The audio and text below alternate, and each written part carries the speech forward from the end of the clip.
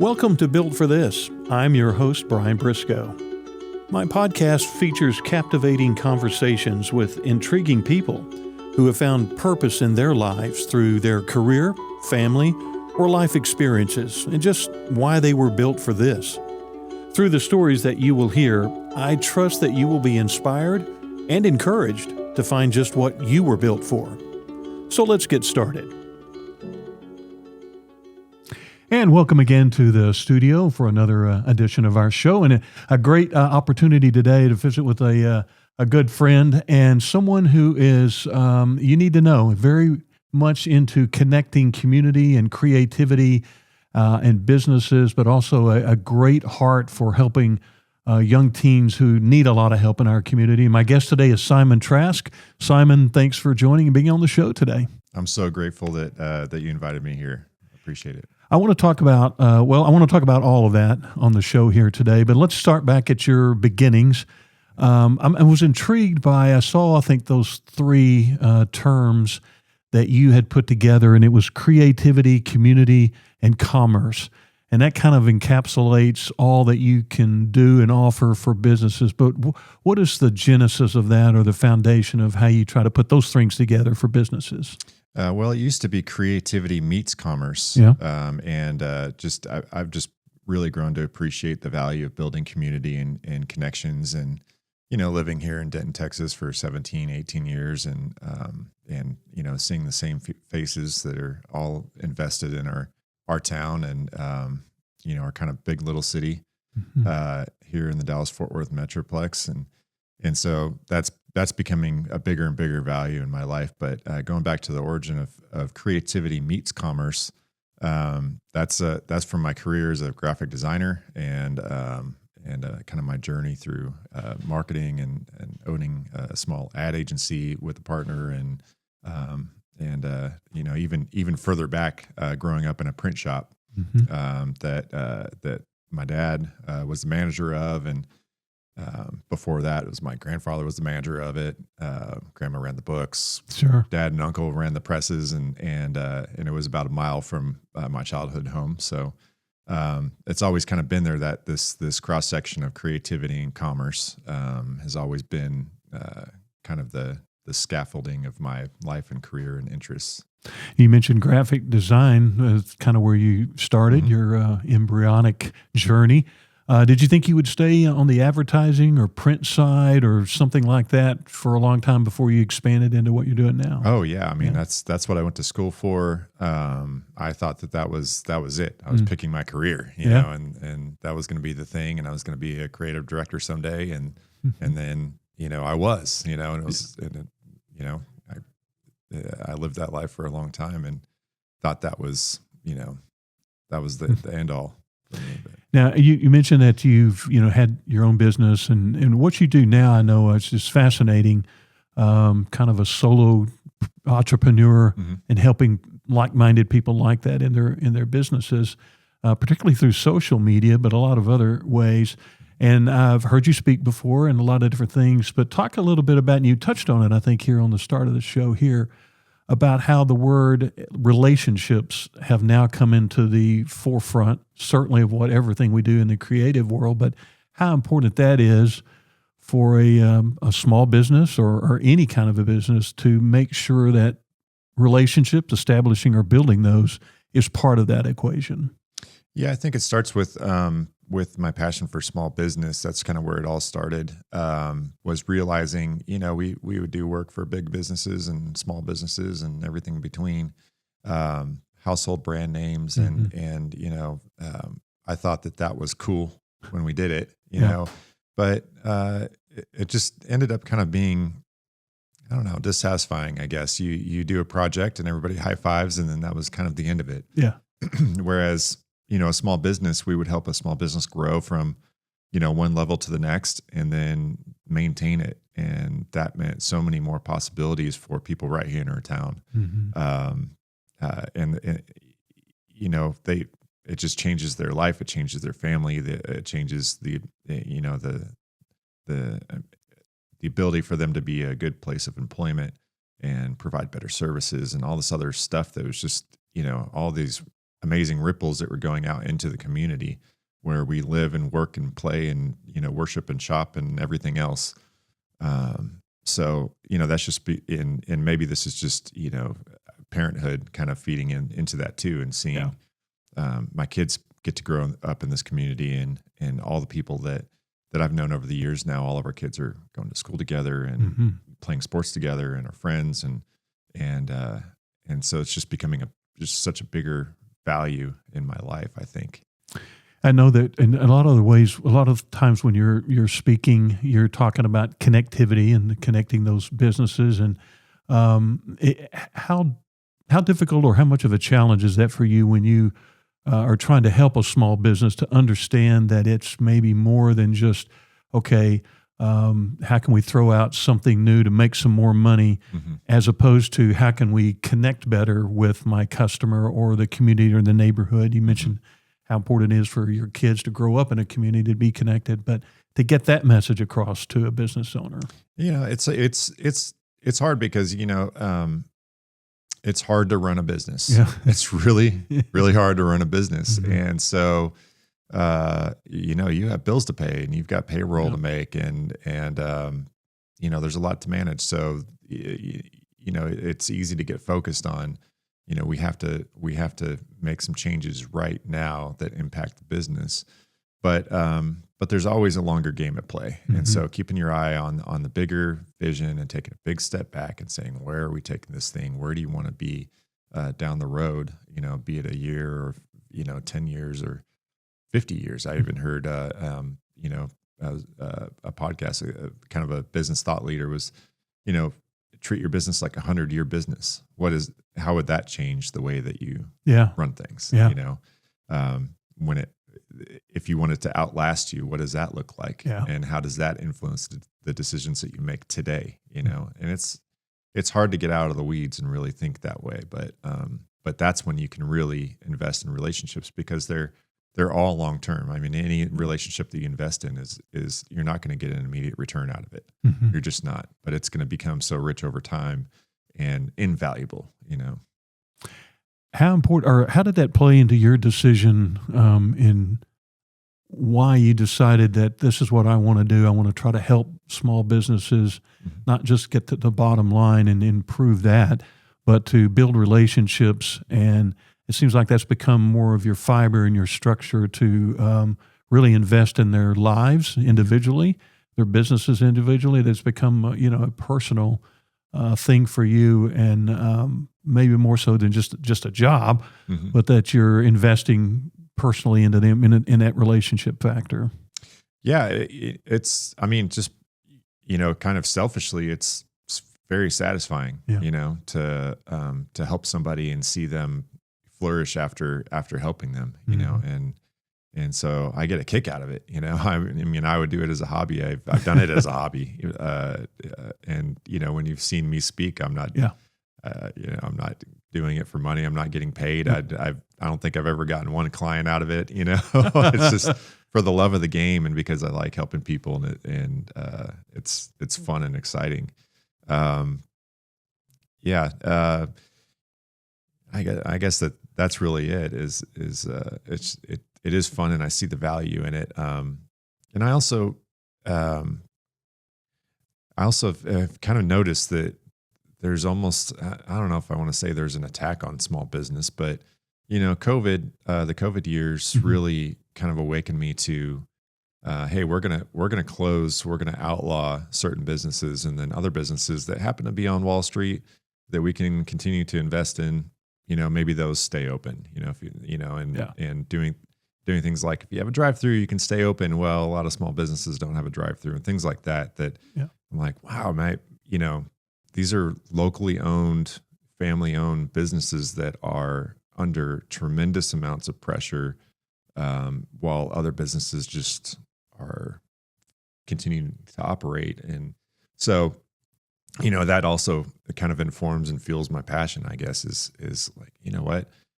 They need all the help they can get. Not only do they are they up against it as far as having, deep pockets and resources to be able to do certain things, but also just societal pressures and legal pressures and political pressures.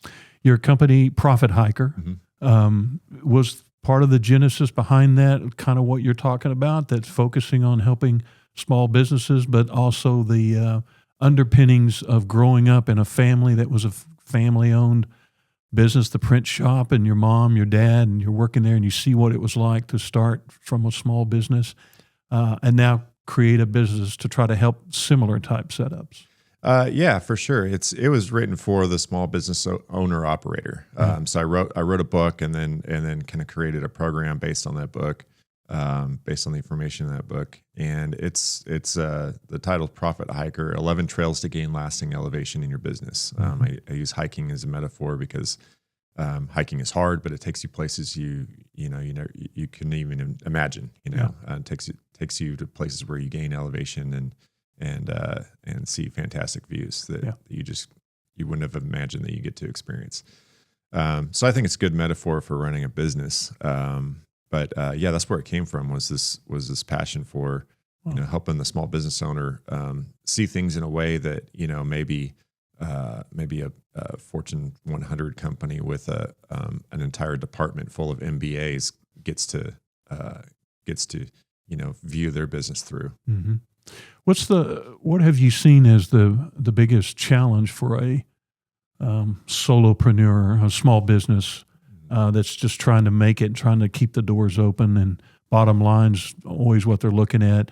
I mean, I have some clients that faced exactly what you talked about, and whether they could be open or not during the COVID era. And what are you seeing that is their biggest challenge when they're facing, even when you come to them and say, here's how we can elevate, and they may have hesitancy? It usually comes down to bandwidth and the ability to invest resources, be it time or money. But people are just, they're so busy, it takes a tremendous amount of inertia to move the thing forward and to keep it running in a healthy manner. So it's hard to do new initiatives. Anybody who's run a business that is, especially if they're really prominent in the community, it takes so much effort that it's hard to implement new ideas, even if you have the idea and you want to do it, and you have maybe even you have the money to do it. Just making the time to be able to focus on it is difficult. And that's what I'm seeing usually when my clients, they just don't have the bandwidth, personnel, or the time, and they have to outsource it. And then they have to think about, well, is that money well worth it, and that kind of thing. Social media, I know that I've seen you do a couple of presentations on that and the importance of that and how to do it for businesses. It seems like also that sometimes is a hurdle for small businesses that, well, do we really need that? And do I really need to be there? What message do you try to get across to a small business about the importance of that's where your customers are these days, and then how they can actually, or maybe one or two things that they could take away from why this will be helpful for you? Yeah, the two biggest reasons are that it's an opportunity to build relationships. So if that's where people are, then that's where they are. And you've seen my presentation where I talk about how social media is the new town square. There's lots of discussions about that in the public spaces and public sectors, and about treating it as a town square, even legally, treating it as a town square. And so that's where it is. That's where the people are, and where the voices are heard. And so, if you're trying to build relationship with your people, you have to go where they're at. So that's number one. And then really providing value and trying to make their life better. If you're building any relationship, you should be thinking about, not about yourself and what you're getting out of this, but you think about the other person and how you can add value to their life and make their life better. Help them improve and try to meet them where they're at, and help them find what they're looking for. That's how you build a healthy, strong relationship. And that's what social media is, just relationship at scale. So you just take the principles that work for one-on-one relationships and friendships and marriages, and, between a parent and a child, and, or any other relationship that you're trying to build, and apply those same ideas to what you're doing on social media. You used the word value a minute ago, and talk a little bit about how important that is for not just businesses, but I guess our interpersonal relationships and interaction, that that I'm investing in you some sort of value, or a business is investing in their customers, that they're getting some value out of that, because it seems like there are so many choices that people have nowadays, whether it's whatever their business they want to deal with or people they want to interact with. There seems like they're going to make that choice based on what's the value to me. And so if you could talk a little bit about how important is that for a business to make sure that they're delivering some sort of value in either their products, services, or their interaction with the customer.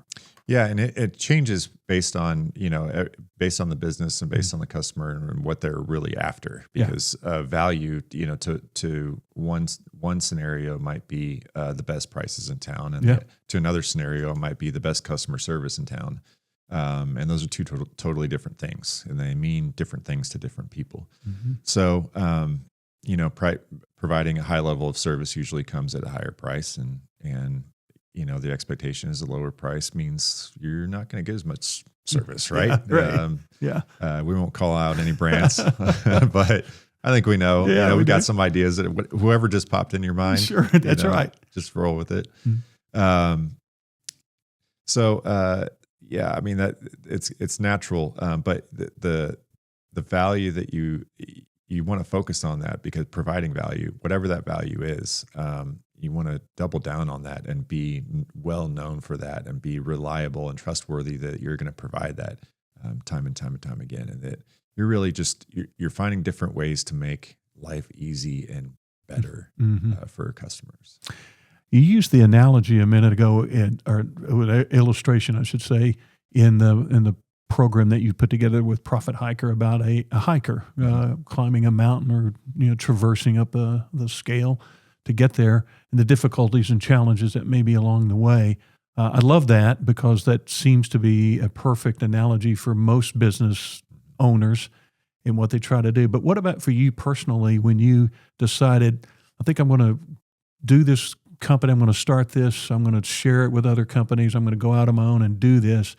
What about the challenge for you hiking up that mountain and making decisions, and maybe hard decisions with your family or with your own personal journey to say, I'm going to do this. There might be a lot of challenges. I don't know how it's going to work out, but how have you managed to getting over those hurdles yourself? Yeah, it started with the book, which I never really set out to write in the first place. I was developing the curriculum for the program itself, and just what I've learned over the years of running my own business and kind of working behind the curtain with.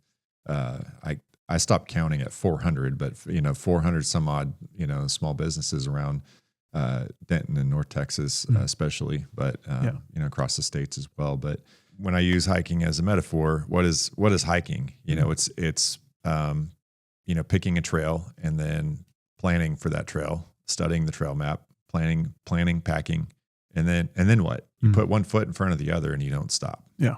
You take breaks when you need them, but that's how you hike. You just one foot in front of the other, and it's consistency. It's showing up. And that's how I got the book done, was just, every morning I'm going to have, I don't remember what my word count was. It was 300 or something like that every day. And that's the first thing I'm going to do. And I'm going to wake up earlier than I've been used to waking up.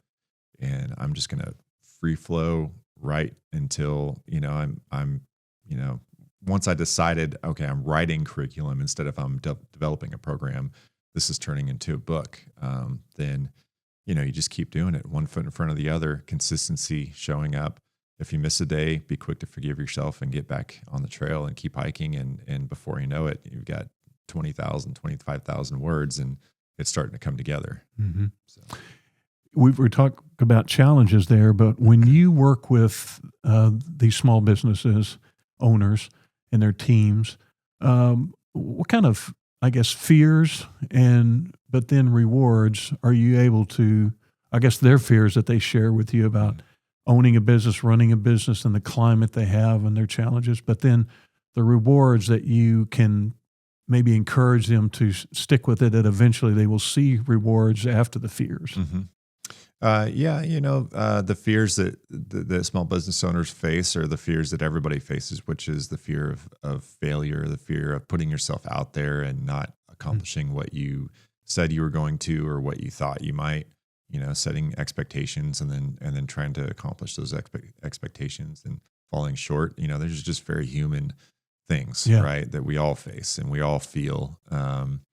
So it's nothing new, but it is very, very real, I think. And it feels more real, even though somebody with a regular job and a regular paycheck might not feel those fears, even though their position may be just as risky. Yeah. A small business might be more stable than somebody's job, but they don't feel that fear because they're not kind of living on the edge, I guess. So it's not as raw, but addressing those fears, I think, the sorts of things that I've heard you talk about, finding your purpose in work and even the theme of this show of, having somebody tell their story and then you point out, hey, the thing that you did 30 years ago paved the way for what you're doing today. And having those moments of just acknowledgement that, that I do have this purpose in work, and it's hard to see that when you're in the day to day. But if helping people just get refreshed and inspired and pointing those things out, I think that's, again, it's rewarding for me to see that change on their face, but it's also, I think it changes the way that they, helps them fight those fears. Getting that reignited, sense of purpose in their work. I'm going to talk a little bit more about that, but I do want to make sure that we talk about another venture that you're very heavily involved in, and that's Direction 61.3, helping teens that have aged out of the foster system. But first of all, tell us a little bit about, how did the name get Direction 61.3? I kind of know, but I'd like to hear you tell it, and then we'll talk about what it's all about. Yeah, so I actually didn't start this organization. It's about 8 years old, give or take. It comes from Isaiah 61:3, which is this, Isaiah is a book of prophecy, but it's this great poetic segment about helping, being with those who are grieving, and bestowing upon them a crown of beauty instead of the ashes of mourning, and on and on and on, and that they may become oaks of righteousness, basically a planting of the Lord for the display of his splendor. And so it's this poetic transformation of investing in people who, are grieving, and being a part of that transformation so that they can stand on their own and glorify the Lord. That's where it comes from. So talk a little bit about the work. These are basically teens aging out of the foster system, which is certainly, I don't know if I use the word problem, but an issue that needs to be addressed, because it's like, what do we do now? Where do we go now? It's a problem for them because it's they face it. A lot of people have made problems in their life. That's what leads to that. That's what leads to aging out. So, for those who don't know, aging out is basically when somebody's a foster kid, or youth in foster care. We like to say, it's something that happened to them. It's not their identity, and we're big on identity, speaking identity into these youth, that they are not reconnected with their biological family and they're not adopted. And the state of Texas starts to prepare them for that process at age 14 because the stats are so low that either of those things are going to happen, that they start putting programming in place to prepare them for being an adult at age 18, which usually happens in high school. And so a big part of that population, their experience is that all of a sudden they're in high school and they're homeless. That's a very common story. So that's why we serve these youth and help them, basically be able to get across that gap, finish high school, and then start the next chapter of their life, whatever that might be, with structure and support. We have homes and everything else, and help them kind of get across that bridge. Yeah, I was going to ask specifically what kind of services or things you can offer these young people at that stage of their life. Yeah, so we actually serve ages 14 to 24. Mm-hmm. So we have kids who are in CPS, and we have foster homes, single family homes across North Texas. We have 7 homes in our management, and then other private homes also. But the ones that are in our management, they have a full-time foster parent. That's we're a foster agency, and so these kids go to school with all the other kids in the community. These are houses and neighborhoods. You wouldn't be able to pick them out if you tried, mm-hmm. So we try to provide as common of an kind of suburban experience as we can. And so, the housing and helping them, get through logistically a lot of things that go missing or forgotten, like basic documentation, birth certificates, and state IDs and social security cards and things like that. And then learning how to drive, that's a big one. Yeah. A lot of the kids who age out, they've never been behind the wheel of a car ever. Because it's difficult and risky to teach a teen sure. to drive a car. Yeah.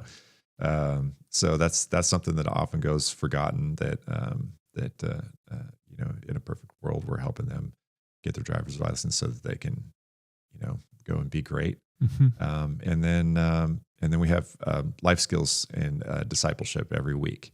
We have weekly programming. We call it Thrive, and so we gather. We have people from the community come in and talk about, maybe their career and what their career path looks like, and try to expose everyone, young and old, whether they're 14, 15 in high school, or they're 21 and living in an apartment. Mm-hmm. Just that there's different careers out there. There's so many different options, so many different things that you can do in this life and be a part of society, and even hobbies, exposing to new hobbies and different things we can do, and then all the life skills that it takes to kind of just run your life as an adult, making sure that they have that they're as well equipped as anybody else, mm-hmm. And knowing how to navigate the grocery store and the DMV, and how to do laundry and all that kind of stuff. Yeah. Were you first I want to ask what touched your heart initially to be connected to Direction 61.3? How did that come about? And then all of a sudden, I could see you're very passionate about it and the role that you play there. But what was it that pulled you, that said, I need to be a part of this? Well, I guess it's going like way back. It started in my early 20s when a friend of mine recruited me to be a foster teen mentor. And I was in college and I'm working my way through college, 30, 35 hours a week. Yeah, I can do this. Yeah, right. It's another thing to do. I don't know. But I'm glad I said yes. I've kind of always had that attitude. If somebody asks me to do something, I'm probably going to jump in and do it, and just to see what happens. Yeah. And so I'm glad I did it. I built this relationship with this young man over about a year and a half. The program actually ended up folding, but we kept our weekly visits going for another 6 months after that. And, just seeing how sharp and resilient this young man was, but given no options, and no choice of his own. And I think that was kind of my first awakening to what's happening in this world. Eventually it kind of fizzled out, as those things sometimes do. So we stopped visiting, and I didn't get re-involved in any programs. I kind of looked into big brothers and big sisters when we first moved to Denton, but I didn't end up engaging in that. And so that was, I guess, the seed planted that would come to fruition later. There wasn't there wasn't like a lightning strike moment. It was kind of a slow boil. But my wife and I felt this kind of stirring in our hearts, I guess, to do something for, at the time, I guess the only way that we defined it was wayward teens. And, we both had people in our life who basically guided us or spoke life into us at certain times of our teenage years, which are so formative. And, you can go one way and you can go another, and a few decisions and a few, being friends with this person or that person can really, spiral you or launch you into the stratosphere. So we were both thankful personally for those relationships and those adults who really intentionally, I guess, identified the challenges that we were facing and helped us, walk through a few things, and how thankful we were for that and wanting to basically be that for somebody else. And, we've been involved in youth groups at our church and things like that over the years, kind of staying in touch with that aspect. But I don't know, we just felt the stirring in our heart to do something bigger. And I'm not even sure how I really discovered like what happens when you age out, but I do remember researching that and having this kind of mind blowing,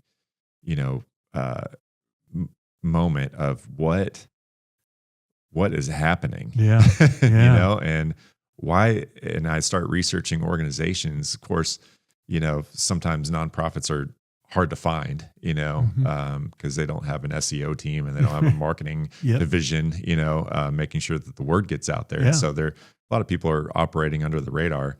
But at first it really didn't seem like anybody was addressing this. And so we actually, I'm looking into, okay, what does it take to start a nonprofit? And I'm talking to friends who have served on, boards of major notable organizations around town, and boards that a lot of people have been involved with. And so they've got good, seasoned experience in that world. I know nothing about this world. And so I'm trying to take in everything I can. I'm going to foster and adoptive conferences. My wife, she basically one day said, I don't think God's going to move on this until we move. Literally, we move. And so we put our home on the market. It was our first home. We'd been there for 12 years. And so we took that risk. And like I said, it's one of those things where it's like, let's do it. We both have kind of an adventurous spirit. And so, we did that, and we were actually looking for land to buy. And I know you've had Jason from Freedom House on your show, but kind of looking at that Freedom House model of not just, acreage that you can build housing on and have a place like that, but also, a business in the community that becomes kind of a storefront that the community can engage with. And that dual side of things. So that was always in my mind. I've always been a fan of Freedom House and Zara Coffee and how they provide a service to the community that is good and a great place to go, but it also supports the ministry, and it's also a great place for the residents of the ministry to go work. And I'm thinking that is such a great model. I want to do that for foster youth. So we put it on the market, and we got into a contract, and then all I could say is every door shut. That's every door shut. It was that would be 2023 and summer of 23. And it was like the housing market was wonky. The rates are going up every week, and everybody's pulling their inventory off the market, and just every door shut. That's all I can say about that is and the way I've built my life is not very lender friendly, I would say. I know what you're talking about. Been there, done that. I've been there. Yeah. And so it was like, okay, well, we're in contract, now and what? I don't know if homeless probably isn't the right word, but we're going to be without a home in 3 weeks, and school starting and everything else. So we rented a house, and all of our friends and family were Yeah, like, What are you doing? What are you doing? Yeah. Yeah, what are you doing? What'd you just do? Why'd you do it? Uh-huh. And to be honest, we were just kind of throwing our hands up and saying, I really don't know. I really don't know. Yeah. I don't know. We thought we were doing, the thing that we were called to do. And, but it turned out that, that's really what I needed, because I was given a vision that lined up exactly with what this organization was already doing. Yeah. So when through a series of really funny circumstances, I got connected with the founder of Direction 61.3. We actually met at Zara Coffee Shop, and he lays it all out. He said, well, I'm hiring this position. I'm like, I haven't had a job in 17 years. I'm not looking for a job. Yeah, you know? Sure. But then he laid out the vision, and it was exactly the same. It was exactly the same. The model, the acreage, the community center with coffee shop, the Zara model. He said, we are doing it. We have the acreage. We've got the facility. We've got an architect on our board. We have a capital campaign we've launched. We are building this neighborhood in McKinney. And his words, before I could even share what I had been given, the vision I had been given, his words were, as soon as we break ground on that, we're going to start looking in Denton, and we need somebody to be there. Wow. And I mean, I started tearing up. Yeah, I still do a little bit, like when I tell that story, that I needed all those distractions taken away, and to realize, like, there's a massive support system. There are people already doing this. There's people who are invested time, energy, and money into this, and I just need to jump on board. So that's how all that came about. You, going through that journey and getting where you are now, I mean, you're a very positive guy, very creative guy. I know that. What did you learn about yourself on that challenge? And maybe you and your wife, I mean, it was a huge leap of faith that you did, and all those doors closed only to open one that was perfectly aligned for you. But what did you learn about yourself through that maybe this is what, to coin the phrase of this show, that you were built to do this along the way?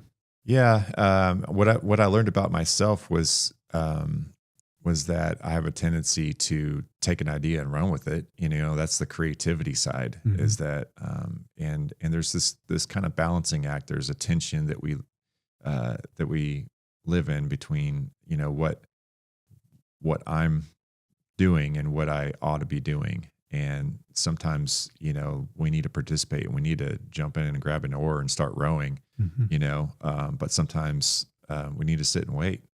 And that's just the timing of the season. And so, learning that about myself, and the wisdom of recognizing when it's time for activity and for action and for planning and for strategy. And there is a time for all that. And sometimes there's a time for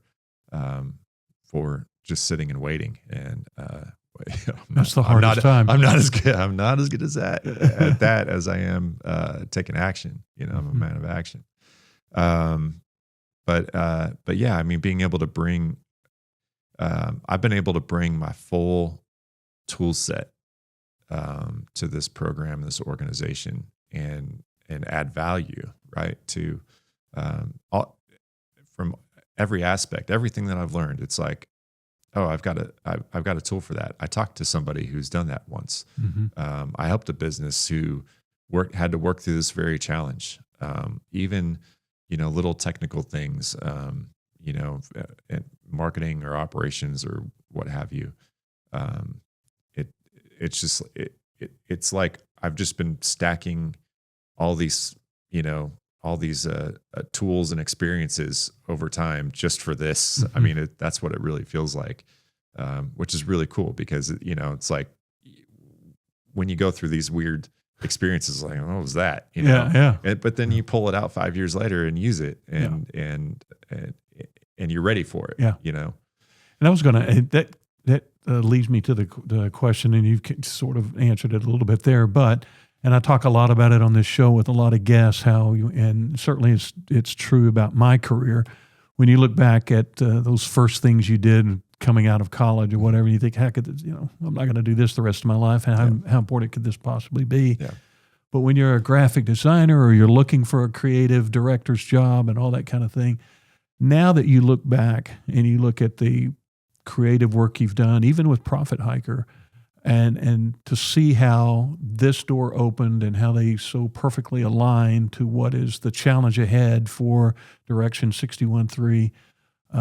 How do you look back and marvel at the alignment of that and think, wow, I'm glad I just kept doing what I'm doing and follow the trail? Yeah, even just things that I thought were mundane and like, I had to do them at the time.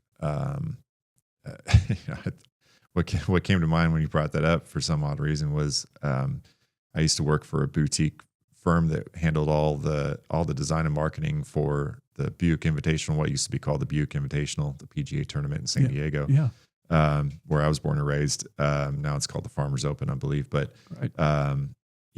I would get submissions from the tournament from 5 different photographers, and they were working all 4 days and taking photos all day long. So it'd be thousands and thousands of photos, and I'd have to go categorize all of them by, golfer and the type of club and what hole and which course, and can you see the ocean or not, and then color adjusting and doing all these things like that were, it was months of work, and just so boring. So boring. Like I like golf, but Sure. after you've been looking at a bunker shots for 3 weeks straight, it kind of gets old. That's enough. Yeah. So, all that stuff, and just having to, okay, how can I do this the best that I can? Create systems, create tools and Photoshop, and create action suites, and like do all these things that were like, basically making my effort scalable and repeatable. And that mentality informs most of what we do now, because it's a small team. We're a nonprofit. We don't have all the resources. Everybody wears too many hats. There's not enough time in the day, and there's always more kids to help, and there's never enough. And so we have to make the most out of every single tool that we have in our toolbox. And so that means making things repeatable and scalable, and building tools that are going to help us. That was 20 years ago, plus, that I was doing that as an intern, and hating my job. Yes, hating that aspect of that job. Of course. I liked that job, and I did like that firm, and it got tremendous exposure and all this other kind of stuff to big time projects, and it was really, there were some really fun things, but that was not one. That was a slog, So what are you learning from the teens that you're coming across at their point of life that not that you can things that you might instill in them, but maybe what are you learning from them and the challenges that they're facing that is helping you become better at what you do that might trickle down to help them? Yeah, perspective, big time. When somebody's thankful that they live in a house where the electricity and the water are on, and I'm reminded of that is a blessing. The thing that we take for granted every single day is a blessing. The thing that I've never had to worry about my entire life is such a huge blessing. That the thing that most people in the world don't get to experience, running water inside a safe house that you can lock up and be secure and have electricity and have things to use that electricity on. Just having that perspective, every single week, I get that kind of reset and like humility check of, hey, big shot. What you're thinking is important isn't as important as the basics that I should really be thankful for. Last thing I wanted to ask you was, when you look at what you do on the, business side, Profit Hiker, and then what you do for Direction 61.3, the intersection of those two, how do you see yourself? It's in a role of you're a helper. You're helping entrepreneurs, and you're helping young teens find their journey. Both people are looking for the roadmap on their journey. Do you see yourself as that kind of a hiker leader to find a way for someone? Yeah, I think helper is the right word. I think that's the right word. Everybody lives in service of other people, whether you like it or not. I was living in service of when I was editing photos of Tiger Woods and Phil Mickelson. Yeah. I was living in service of all the people who were going to attend the event the next year, because the magazine that they get handed, the program, whatever, 100 page guide, the photos are going to be beautiful and they're going to be the best they could be. And I was living in service of those people. And they're going to have a great time. They're going to enjoy the tournament, and it's going to be something that they look forward to. So we all live in service of people around us, and just embracing that, I guess. So I do see myself as a helper, but I also see everybody as a helper. If you take that attitude into your work, it'll change the way that you do everything.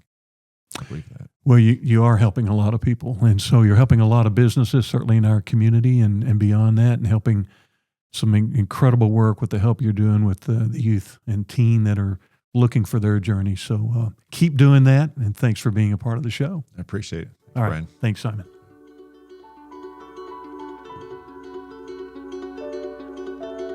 Thanks for joining me on this episode of Built for This. Be sure to follow Built for This on your favorite listening platform and share it with a friend. Join me on the next episode when I will share entertaining stories of inspiration, encouragement, and purpose-driven experiences. What are you built for? Built for This is produced and recorded by Heart Media DFW.